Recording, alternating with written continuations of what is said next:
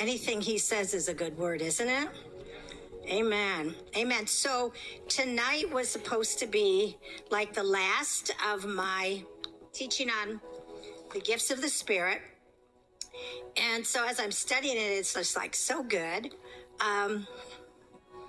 You know, when we bring in the souls, and they're coming, you want to know why they're coming? Because we're asking. And we're getting out there. And you have to do that. You have to put action to your words and to your prayers. We do both, you know. But we also need to be able to meet needs when they come. And I'm just going to tell you a couple of little stories. But so we had a couple come here actually last week. And their daughter had a hard time walking up. I actually thought possibly she may have had cerebral palsy, but she didn't.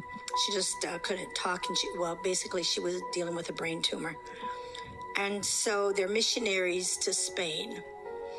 And so I said, okay, well, I'm going to make an appointment with you because they have to leave. They actually left yesterday.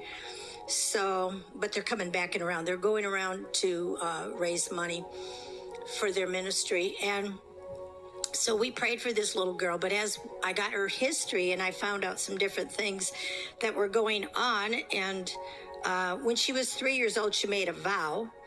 Mom and Dad had her in a Catholic church, and something happened, and in that vow, she said, I'm never going to talk.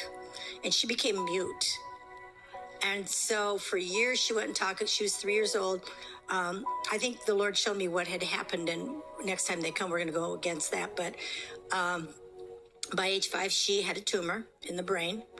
Then they did surgery. She got rid of the tumor, came back at 9. They did surgery again, and she got meningitis from the surgery. And then, or right after the surgery, and then now the tumor is back and it's inoperable.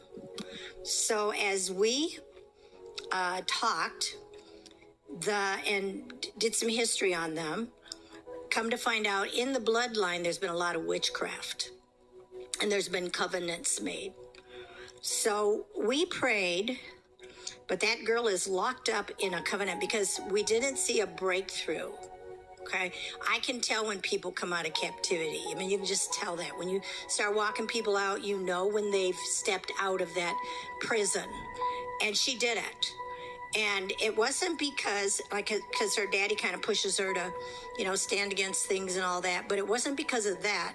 It was mostly because she really is deeply locked up. And if you study captivity, and it's all in the Word, I'm going to be doing some stuff on that when I do the trauma.